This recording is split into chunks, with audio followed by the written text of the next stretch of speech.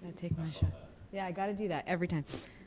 Hi and welcome. I'm Rania Mankarios. Welcome to Crime Stoppers of Houston. I'm CEO of the organization. I'm joined by a great group today: Harris County Commissioner Tom Ramsey, Harris County Commissioner Jack Cagle, Harris County Commissioner Adrian Garcia, Harris County Constables Mark Herman, Ted Heap, Alan Rose, and Phil Sandlin, Sylvia Trevino, and Sherman Eagleton, as well as Crime Stoppers board members. For 41 years, Crime Stoppers of Houston has stood arm in arm with law enforcement, with many of our partners, law enforcement, elected officials, community members, and the media, with only one goal in mind, and that's the public safety of all. Historically, our partners have agreed on that common goal and the steps necessary to get there. Sadly and strangely, today, the very notion of public safety has become political and has created strains within some of these partnerships. Whether here or across major cities in America, there is no longer an absolute agreement on what public safety means, or even a clear focus on who the real victims of crime and the criminal justice system are. Are they the defendants who risk losing their freedoms and comforts between arrest and sentencing? Or are they the victims and the innocent members of the community, people who have been victim of crime? Or has it all just honestly become a gray area? Through it all, Crime Stoppers has remained focused on the victims and on the safety of the community, and maybe not the comfort of violent habitual defendants, but certainly their safety as well. We have stood here now going on 3 years, warning about the revolving door of criminal justice, that it will cost lives and wreak havoc. And today, as Harris County closes out one of its most violent years with over 600 people killed, our words ring true. Because of our approach, our partnerships with law enforcement, who are doing all they can despite these horrifically challenging times, our partnerships with media, who are working night and day to bring critical information to communities they serve, and our partnerships with the community, men and women and children who have become more frightened in their homes and businesses and shopping and playing and running errands, simply living out their lives. These partnerships have grown stronger. But others have not been as happy with us. We've now been the target of elected officials who have attacked us, as well as a few publications filled with absolute falsehoods and misrepresentations, yet shared by entities who, by their own actions, neither understand our work nor share a similar focus on the public safety of all. Until now, we have chosen to completely ignore baseless attacks and remain focused on the critical work at hand. But as the year unfolds, and we forecast more of these nonsense, more of this nonsense will only increase, we will absolutely respond as needed. During a time when public safety is being attacked from the inside and the out, we will not back down, but rather increase our efforts. We're excited to share more on the growth that's ahead, and beyond thankful for the partners who are here today. With that, I'd like to welcome Constable Mark Herman. Thank y'all very much. I am Mark Herman, the elected constable in Precinct 4. We are here today for Crime Stoppers, for the great work they do, not only with us in law enforcement, but through the hundreds of communities throughout Harris County. I know there are other speakers behind me, so I'll keep it very, very brief. I am here today to present Crime Stoppers a check for $10,000 on behalf of all of Harris County law enforcement for the great work that they do. You know, it's been a tough last year for Precinct 4. We've had an officer killed in the line of duty. Several others are still on the mends, and had one of my offices shot up by an individual. Both of those cases, Crime Stoppers played a vital role into helping us get those cases solved. So we'll be presenting a check later on for $10,000. And thank you, Crime Stoppers, for all you do. And I want to encourage everyone out there to support Crime Stoppers, to make a donation to them for the work that they do in helping law enforcement and our victims. Thank you very much. Yeah, I'm Constable Alan Rosen, Harris County Precinct 1, and as you can see by the team assembled here, we are all unified in our fight against crime. Violent crime in Harris County and Houston has been at the forefront of the news, has been at the forefront of everybody's life, and this is a showing of our commitment to ensuring that we do something about it. And our partnership with Crime Stoppers is so vitally important to those efforts. People call in, as you hear Dave Ward always say it, people call in and provide tips to get violent criminals off the streets every day, and this organization is at the forefront of that fight. So I am here to support Crime Stoppers and the mission they do. We donate money every year to Crime Stoppers to tackle these efforts.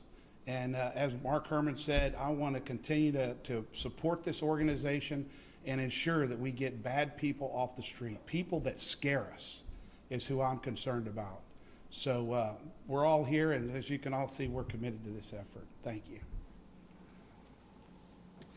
Thank you. I'm Adrian Garcia, the County Commissioner of Precinct 2, former Houston police officer, and the former sheriff of the county. I just want to be clear.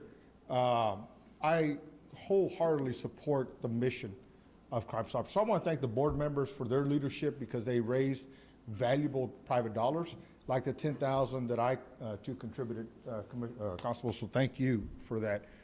And I tell you what, every penny that the public would love to send to Crime Stoppers, I would encourage you to do so, and dedicate it to the crime tips that go to those individuals who happily will snitch and tell on the people causing harm in the community. That is where your money will be well spent.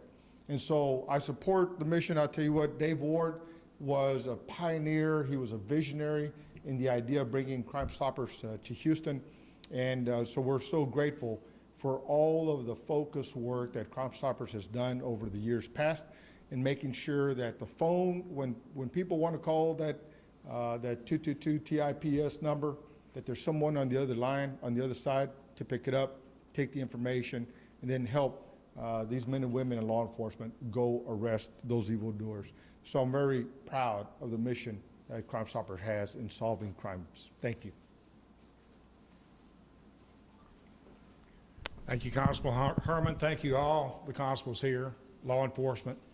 Appreciate the sheriff too, he's not here, but appreciate all law enforcement here in the area and their commitment to daily reducing this crime. We're in the middle of a crime pandemic, and no one has done a better job than Crime Stoppers over the last year in defining what that is. We wouldn't know the data that we do, and thank you, Andy, thank you, Rania, and the board in terms of putting the data out there. Over 150 people were murdered by violent offenders that should not have been out of jail. Thank you for putting it out there. Thank you for advocating for bail reform. I know not everybody in this community supported that. Y'all did, we did, the citizens did, and thank you for leading the effort. We've got more work to do in that, and you touched on it, Rania. When people say Crime Stoppers has an axe to grind, really? Crime Stoppers is the truth teller. Crime Stoppers is the entity that's out there telling the stories. And thank you for the stories. There's not a place that I speak, there's not a group I get with that I don't tell somebody's story. And the stories are compelling, and the stories are, as many of the victims say, that's all I've got is my story. So your victim advocacy, your commitment to truth in terms of real data when it comes to this is much appreciated. And the other thing I tell them, they want to come up and they hear the stories and they know what we're in. They say, what can we do about it? One simple answer: support Crime Stoppers, because they are the people that's out there in the front making it happen. Thank you very much. I'm Jack Cagle, the Commissioner of Harris County Precinct 4, and it is a delight to stand with these group of folks in support of Crime Stoppers. There is a bottle, and that bottle is filled with evil that bubbles out, and as it bubbles out, it hurts other people. Crime Stoppers is the stopper to go into that bottle to keep that evil contained, to protect us from those that are out there. And I proudly stand with Crime Stoppers and with the constables with regard to the amount of funds that they are raising themselves to contribute, and our check will be here on the 21st.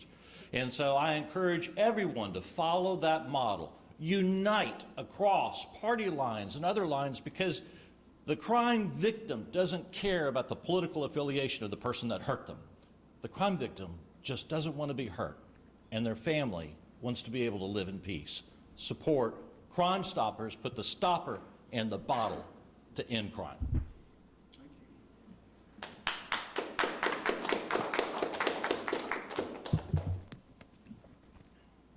Good morning, everyone. My name is Sydney Zeiker, and I'm the director of the newly established Safe Community Institute. Today is an historic occasion for Crime Stoppers as we establish the Safe Community Institute. And thank you to everyone here today, constables, commissioners, our board, our community, and our staff for making this possible. The Safe Community Institute will be the entity that houses our Safe Community program, our Victim Services program, our podcast called The Balanced Voice, and our new research center. The Research Center is the first data reporting center of its kind, and it has a clearly defined purpose to accurately report on crime trends and public safety data so the public has a transparent view of the criminal justice system in Harris County. The Research Center is founded on 4 main objectives. First, we will track violent trends beginning in 2015 to see how crime in Harris County has changed since voted upon bond reform, as well as informal changes to bond procedures in Harris County. Second, we will track crimes by city district and county precinct to identify crime hotspots. As we examine specific areas of crimes and crime trends, we will also outline area council members and commissioners' approaches to public safety. Third, we will track court proceedings by providing the public with a list of each criminal court judge and over which court they preside, listing magistrates when possible, and identifying how many cases each court holds throughout the year, taking into consideration how COVID-19 has impacted court proceedings for each specific court. Fourth, and finally, we will research and report on specialized issues identified by these people and by you, the community members. Some of those things could include how many defendants charged with capital murder or aggravated robbery were released on PR or low bond, or how many defendants reoffended after being charged with capital murder or aggravated robbery and were released on PR or low bond, and much, much more. Here at Crime Stoppers, we believe that every single community member is entitled to clear, accurate, and unbiased data about the factors affecting their safety. The Research Center will do exactly that. As we embark on this new endeavor, we invite you, the community, to engage with us. Contact us to schedule an in-home meeting about crime trends in your area, or reach out with any questions. We're really looking forward to providing Houston with a much-needed resource in hopes of creating a safer, happier, and healthy community for everyone. Thanks, y'all.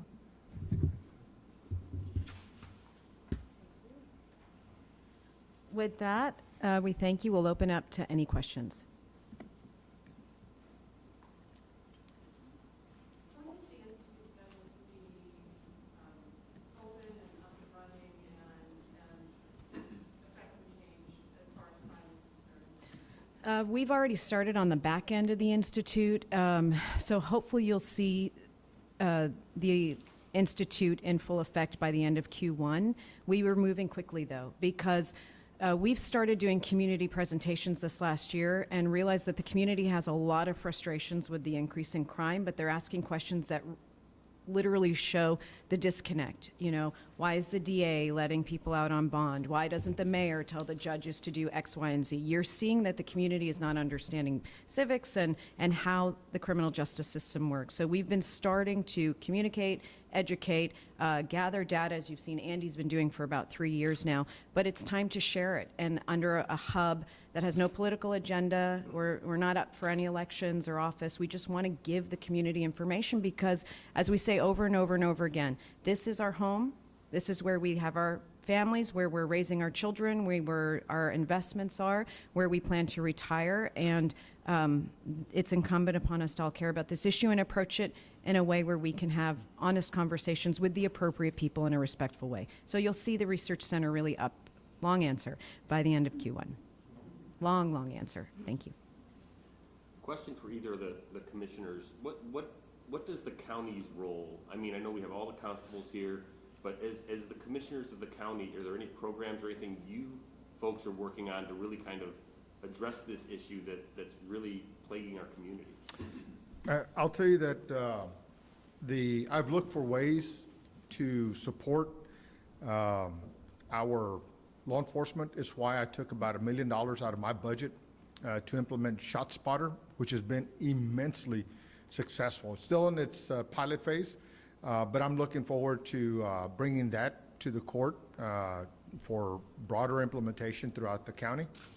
And then secondly, we've done immense investments in addressing the backlog and bringing more body cam and law enforcement technology to all of our law enforcement officers, supporting the sheriff in his jail operations, bringing a new district court to fruition along with associate judges. So I hope that the Institute will look at those investments and help us quantify them, quite honestly, to make sure, because we're moving in the right direction.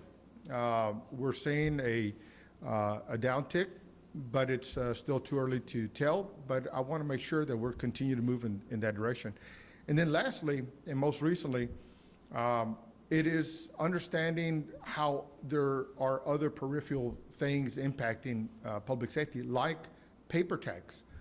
So now Harris County Law Enforcement has a place to designate where there's a paper tag being used in a violent crime, or any crime for that matter. I know Constable Herman has been participating in a grant program looking at that. We got to address this, because paper tags is for all too long been a place where the bad guys can slip through the cracks and give us or give the law enforcement officers a lot of frustration in being able to identify who that person was, whose car that was, and help us provide those leads to solve those crimes.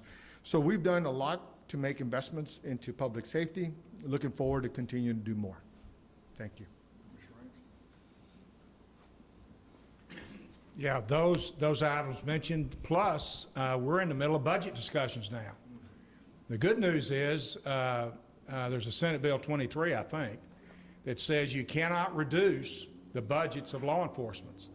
So that's a good measure that we're going to manage within the county and our resources. So whether it's the sheriff, whether it's the constables, or even the DA, and we don't talk enough about the resources to provide to the DA, and she certainly will have a clear understanding of what that is. And I know we are gathering not only constables, but police chiefs in the villages, Humble, Tomball, other area cities. They all are out there leading, and whether it's paper tag issues or other ways that we can partner with them, we don't partner with those entities nearly enough. So we're going to look for new ways to get out there, leverage, focus resources where they need to be focused in terms of dealing with crime in specific areas. When you shed a spotlight on crime, it goes away. You shed light on evil, you shed light on anything, and it drives the crime away. And I believe that the best light you can put to a community is flashlights in the hands of our constables and our sheriffs. And I think that we need to increase, in the middle of this pandemic, the number of boots that we have on the ground so that we can engage in community policing. That's not a popular thing these days. I don't know that I have the votes to get it done, but I'm going to be an advocate that we make sure that we have enough boots on the ground to be able to engage in our communities, to shine light on the evil spots that are in our communities.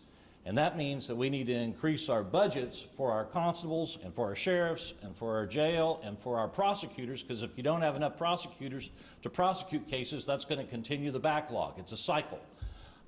We have a lot of other wonderful things that our budget is potentially going to, but I think that it is the responsibility of Commissioners Court to focus on the basics, and one of the basics is law enforcement, and the basic aspect of law enforcement are boots on the ground.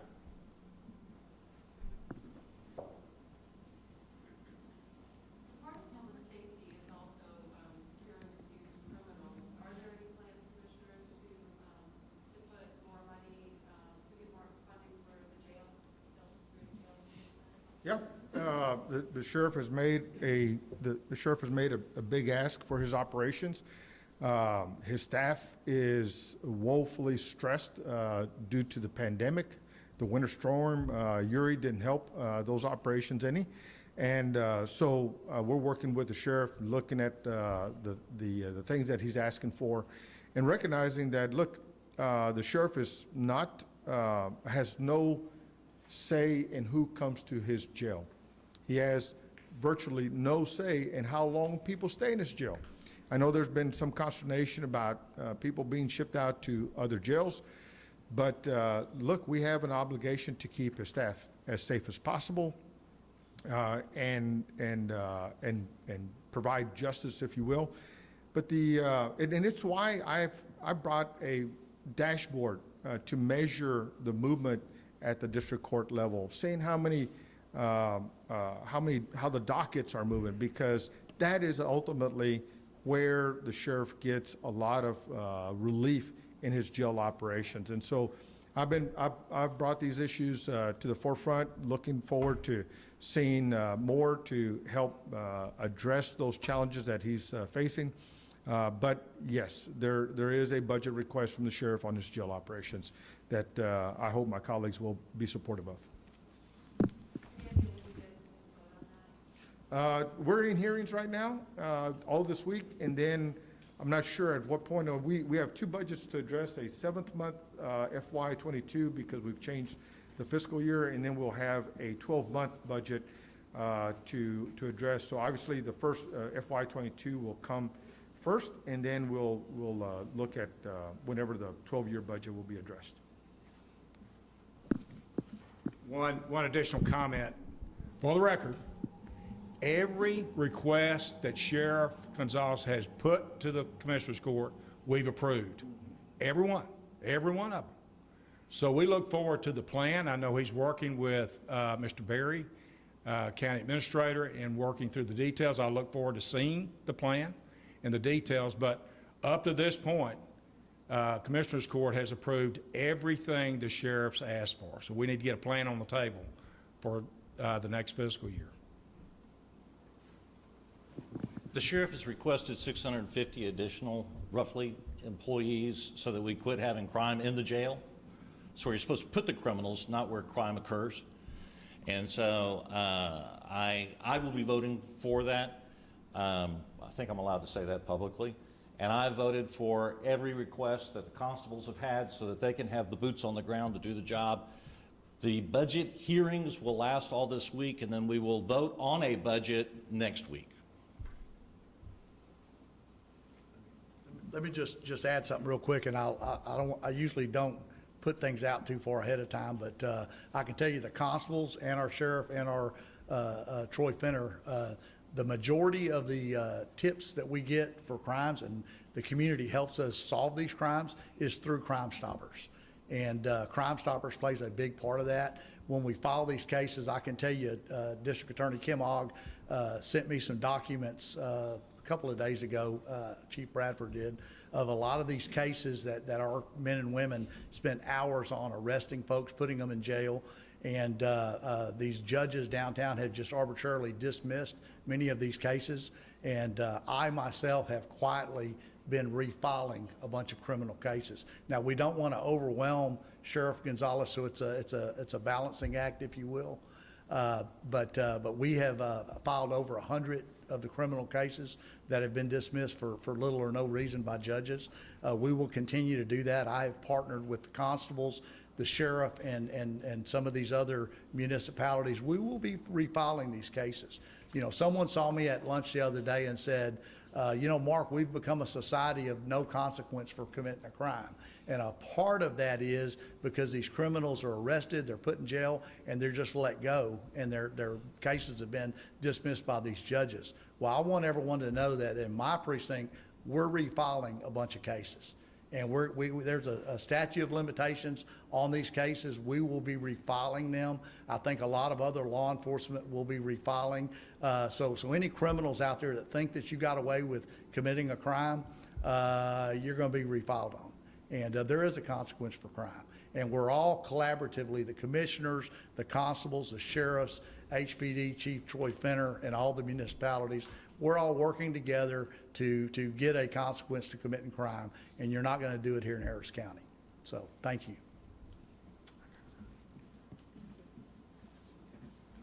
Several times since we started seeing the spike in crime, we've heard city and county leaders designate more money towards Houston Police or county law enforcement agencies. Have the law enforcement agencies noticed that additional money is helping fight or stop crime in your area? Yeah, no, I'll just say,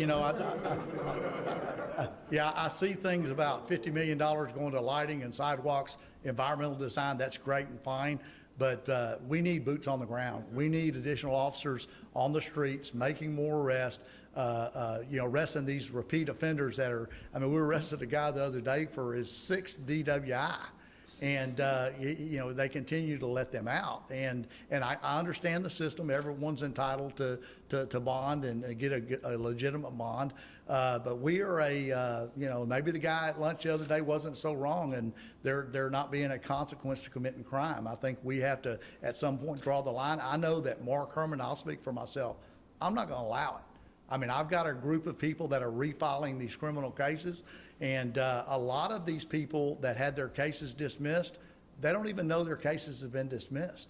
And so we have created a form letter. My office is starting to inform them that your case was dismissed by this judge with their name, address, and phone number. And I know that Crime Stoppers is discussed starting to push information. I'm considering putting starting on my platforms, and I have over 500,000 followers on my platforms, to start listing the judges that dismiss these cases. A lot of people think that it's Kim Ogg dismissing the cases. It's not. Kim has got a bad rap for many, many years, when it's in fact these judges, and many of the judges are activist judges, and they dismiss, and they don't have to give a reason. We ask them, why are you dismissing this case? And we never hear back from them. They won't even respond to us. So on those kind of cases, we're refiling them. And we had one judge ask one of my guys the other day, why are y'all refiling this case? And the answer was, because you keep dismissing it with no reason. And our citizens deserve better than that. And, I don't want to go into all that right now. I mean, we're here today for Crime Stoppers, to show our support for them. Crime Stoppers makes it a lot better for law enforcement and our citizens. And thank y'all so very much for showing up for Crime Stoppers. Thank you. And what is the percentage, you just mentioned the crimes that have been dismissed, of violent crimes versus nonviolent crimes that have been dismissed? I'm going to ask you to get with Kim Ogg's office on that. They have all that data. All you have to do is request it. And it amazes me when I got these numbers. I'm thinking to myself, it's amazing that no outlet has asked for this information. You would be shocked. You will be shocked at some of these cases that are dismissed. Is it possible that some of the cases that were dismissed lacked probable cause and the investigators had to go and do more work? Yeah, what amazes me is when we make an arrest, the officers on the street call the district attorney's office and run the scenarios down to them. And these are trained professional attorneys. And they said, yes, we will accept that charge. But then when it gets to the judge's office, and don't get me wrong, there have probably been cases where judges have questioned the probable cause, or we need to shore up the reports and get it where it needs to be to get the case refiled. But those are few and far between. But yes, to answer your question, there could be a chance where a judge feels like there is no probable cause. It needs to be articulated better in the probable cause statement, and we do that almost every time, and almost with 100% the cases are refiled. But we got to know what that is. The DA accepts it, the judges dismiss it, and that's what's been happening. So, To be more clear on the question I asked earlier, for example, Judge Hidalgo announced a couple months ago that they were giving over $2 million to target crime hotspots. guys noticed that that money has helped in your areas? Several times we've heard. Yeah, I'll just say, when they announced that in court, and I watch court a lot, when they said that we were on board, the constables, I knew nothing about it. And some of the other constables I spoke to, my phone started ringing, are you doing this? We know nothing about it. I don't know. Now, I will say at some point after that court, the sheriff's office did reach out to us, but I'll be honest with you, I passed. My office passed because I was working a holiday initiative with other constables. We were working the DWI initiative with DA Kim Ogg, and I just didn't have the time or the people to do it. But I understand the sheriff's office is working it, and I hope it's productive, but we knew nothing about that. So, yeah, that's all the questions I'm going to answer regarding law enforcement, because we're here today about Crime Stoppers. Thank you. I'm wondering if just one last question for me. You can expand on, you said, I think it was you said if somebody wants to do a crime initiative or something in their neighborhood, or you have somebody come to their home. Yeah. How does that happen? And then I'm also wondering if Constable Rosen can address the charges being dropped against the 7 people. So Crime Stoppers is part of our Safe Community program. We do many different type of initiatives. One of the most popular right now is community chats, where people who can invite us, they can invite us into their homes, into their community centers. They've been in churches, synagogues, et cetera, where we talk about what's going on in the community. We do a civics lesson. We talk about bail reform, what happened historically, where we are now, and talk about real crime data and statistics and what the community should do in response. So all you have to do is call us, email us, go on the website, submit a request. Andy and I are a traveling team at this point, and we'll go there. Sydney's program, they do the same. They're in the communities. They partner with other nonprofits, other community leaders. Really, any crime trend or topic or issue, they will come speak on it. If we're not the experts, we'll partner with the experts to provide free information for the community. Yeah, I worked with the district attorney's office in getting those charges dropped.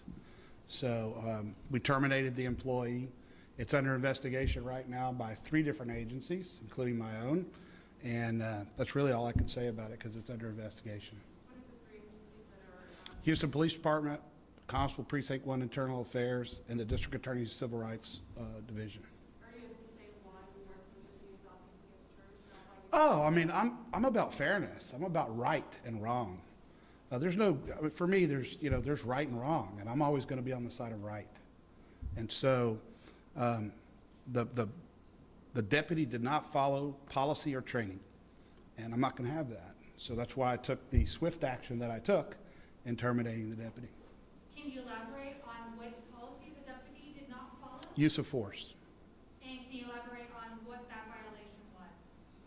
Excessive use of force. Can you identify the deputy? No. It's under investigation. That's really all I can get into. I would love to go deep into it, because I took the appropriate action. So, Are you going to release the body cam footage? at some point, I'm happy to. Absolutely. I believe in transparency too. So, those are all foundational things that my office believes in. So, we absolutely took the appropriate action. I assembled our ADC committee, which is an alternative disciplinary committee. It's comprised of citizens, and they looked at everything, and they provide guidance to me, and that's what we did. We terminated the employee for violation of departmental policy. Thank you. Thank you. All right, thank y'all very much. Thank y'all. Yeah, I was just going to say.